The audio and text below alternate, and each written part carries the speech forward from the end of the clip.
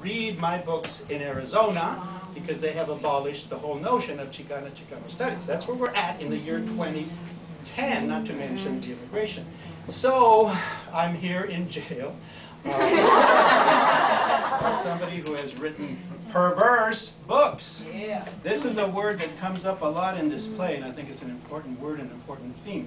Chicano theater was born of improvisation, which is why I wanted to start in this jail cell as an improv for you, because we had nothing. We didn't have lights. We had no sound system. We sure as hell did not have revolving sets. The Teatro Campesino began all of this, and they began as farm workers. The original farm workers theater, Teatro Campesino, was actual farm workers on strike trying to find a better living conditions. I wrote about that in my first book, Chicano Theater Themes and Forms and the Evolution of Chicano Theater to 1980, Zoot Suit. And then the last book I wrote was on Chicano theater after that, which then, of course, included Sherry Moraga. There is way too much to say, but I wanted you to understand that initially it was a Chicano theater movement. And I was one of those Chicanos, along with Luis Valdez, you know, Little Indio you may have heard about. You don't know who Luis Valdez is? Yes. I'm joking about him being a little Indio, although he is shorter than me. And 2 years older, I love to tell people. We celebrated his 70th birthday.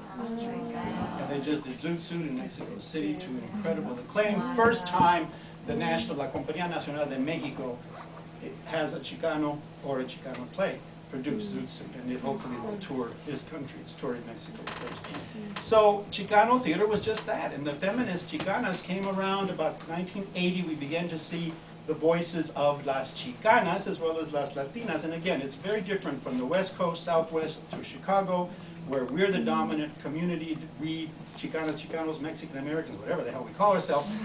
As you know, in New York at that time, it was Puerto Ricans. And in Miami, it was Cubans. Of course, now we are una mezcla, all of us. You know, everybody has different backgrounds, including my sons, who are half Armenian. So they call themselves our Mexicans. So it was very male-dominated. It was very homophobic. It was very sexist. Unfortunately, all the problems that we were performing about this whole notion of better working conditions, not just for the farm worker, but for the urban worker, which the majority of us are urban workers, nothing has changed. Very little has changed, but what has changed in the positive is that this voice emerged in the early 1980s called Sherry Moraga with a play called Giving Up the Ghost. The very first play by a Chicana lesbian poet playwright. We had one woman play before that I didn't write about in my first book because it didn't fit the themes that I was writing about. Day of the Swallows, the scholars will remember. The first play about a lesbian relationship, but written by a very heterosexual grandmother who was writing it for the scandal, for the money. She said that in a newspaper interview. She thought, well, this would really get me some money, so everybody will want to produce this play.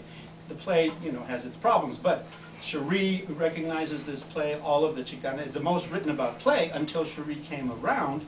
The most written about play by a Chicana or a Chicano, other than Valdez's Zoot Suit, was Day of the Swallows. And then we get Giving Up the Ghost, and I reviewed it, and since then, because I was quite taken, and there's so much in that play, like there's so much here. And Cherie very kindly wrote me a note and said, I really appreciate your support. And so we've been friends and colleagues, although I've never been able to direct one of her plays, which I would hope to do one day now that I'm no longer at the university.